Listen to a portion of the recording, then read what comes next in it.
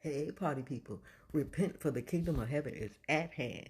This is cracking the code to the spiritual realm, and I am doing things. Listen, you know what? When I first learned that everything that I had ever been taught was a lie, when I learned that everything that when I say everything, I mean everything. When I first learned that, I was angry. I was upset at the world, not at the person that taught me. Actually, how I learned was basically how I started learning wasn't really a person at first. It was the first time I ever start learning that the things that I thought was real was not real. Was when I worked at a company and I did the newsletter for the company. Almost every company I worked for, I ended up doing a newsletter. So I was at this company and I was doing a newsletter.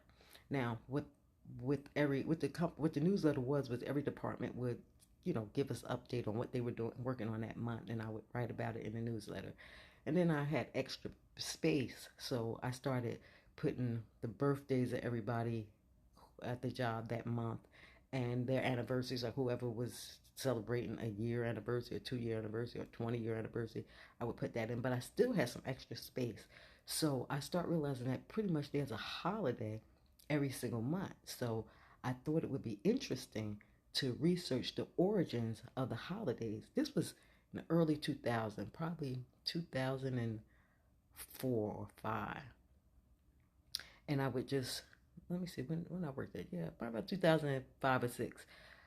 So I started researching the origins of the holidays. And the first, I don't remember what the first month was that I researched, but I discovered that the holiday had its origins in paganism, that it was literally a pagan holiday. And the way we celebrated that holiday was exactly the same way the pagans celebrated their holiday. The only thing that changed was the name of the holiday and the reason we celebrated it. Like, we didn't celebrate it in connection with a pagan god, but everything else about the holiday was the same. So I was like, that's strange. So then I remember when I got to Christmas and Easter, I was really shocked because I was like, well, I don't understand why. What? Like Easter was a holiday that was actually after a goddess named Ishtar, and everything about Easter was exactly the same as the way that what the pagans did, except we changed the meaning. We said it was the resurrection of Jesus. But it has nothing to do with Jesus at all. It has nothing to do with the Messiah, with Yahusha. That's his name, but people call him Jesus. But what it had to do with was this goddess Ishtar, who is the goddess of fertility, would come down and they would have early morning services waiting for her to come because she was coming to make them fertile. And they would have orgies. Like, everybody would just have big orgies and have sex with as many people as they possibly can because their desire was to get pregnant that day. This was the spring equinox, and it was their desire to get pregnant that day. That's why the rabbit is the symbol, because rabbits multiply quicker than any of the other animals, so they can have more bunnies and they get pregnant more. So that's why rabbits was the symbol for Ishtar. And the eggs was the symbol. Like, rabbits don't produce eggs, but women, ovaries produces eggs. So that's why eggs became the symbol. It was the woman's ovaries. So when we eating eggs for Easter, we're symbolizing. See, it makes sense when you think about why. It doesn't make sense in relationship to what we say Easter is now, but it makes sense when you actually learn the reason for why they're doing these things. And they wanted to get pregnant because if they got pregnant during the spring equinox, then come the winter equinox, which was December 25th, 26th, 27th, they'll have the baby, because this is 9 months later, and March, April, May, June, July, August, September, October, November, December. It's 9 months later. And they sacrificed that baby to Moloch, their god. So they would killed the baby that was born during these orgies. So you sit there and say, what?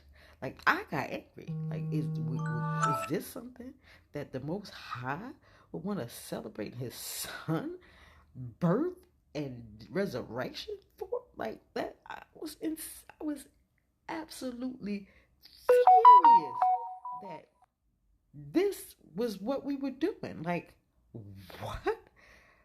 I was so upset. I was praying and asking forgiveness for being a part of this. I repent. Immediately, I stopped celebrating these holidays. Immediately. Like, that to me was the biggest slap in the Most High face. Impossible that we would turn these pagan holidays into to make them about Christ. That is, to me, that is blasphemous. That's like the worst, most horrible thing that anybody could possibly do. Now, immediately, I want to go tell the world, like, whoa, this is what we've been doing. Listen to what we've been doing. We've been tricked. The devil has deceived us. We have been tricked. So, I go to my parents who are the deacon and deaconess of the church, and I tell them, and they're like, no, I don't want to hear that. I like Easter. I like Christmas. I don't celebrate it. It's crazy. Like, no, but this is what it was. This is what it is. Like, it makes sense now because, one, we know that he wasn't born on December 25th. And on December 25th, even worse. There's a lot of things that happen during the winter solstice. There's a lot of birthdays being celebrated for their gods. It's a lot of other crazy things that's happening in addition to this sacrifice your child to Moloch thing. So many different things are happening, but it just was amazing to me that, and then when I was sharing it with people, they were getting mad at me. Like, that's foolishness. No, it's not. It's truth. It's history. Go look it up. That's insane. I'm celebrating. That's not what I'm celebrating. I'm celebrating the resurrection. I'm celebrating Christ's birthday. If you got a birthday, you celebrate your birthday. We should have a day to celebrate Christ's birthday. What? Like, I can't even, to me, you are being extremely selfish. You just don't want to give up that holiday. You just like that holiday. And so you're using that as an excuse because there's no way anybody who has a heart for the Most High who would actually sit and after learning this will continue and make up an excuse. The Bible tells us very plain, very simple, over and over again. It says, when I put you in a land of these heathens, do not learn their ways and then take their ways and try to honor me. It's an abomination. That's what he said. So we did the total opposite. We learned their ways and then took their pagan ways that he said was an abomination, and we started honoring him. We totally ignored it. But you know why? Because Christians don't read the first book, the so-called Old Testament. So they get deceived into following demons. It is not okay. It is no excuse. No, yeah, he do know your heart. He know that when people say, oh, well, he knows my heart. He knows I'm not celebrating pagan stuff. Yeah, he knows your heart. He knows that you know the truth and that you're being selfish. That's what your heart is saying. You're being selfish. And you know what? You will not be forgiven for this. You will have to repent. This is something that is an abomination. That's exactly what he called it, an abomination. So if I were you, I would start learning the holy days because that's what he said he wanted us to honor forever. They are not days for Jews who didn't even exist at that time. They are things for anybody who follows him and are grafted into the family. It's a book about a family. He's the father and we are the children. And we obey the father. His children obey him. His children know his word. They know his voice and they obey him. That's what it's about. It's about obedience. It's not about what you desire and what you enjoy and you like giving out gifts to people. That's all you being selfish and self-centered. And demons are the ones that's selfish and self-centered. Demons want you to be all about you and not about the Most High. So just think about it. Have a blessed day.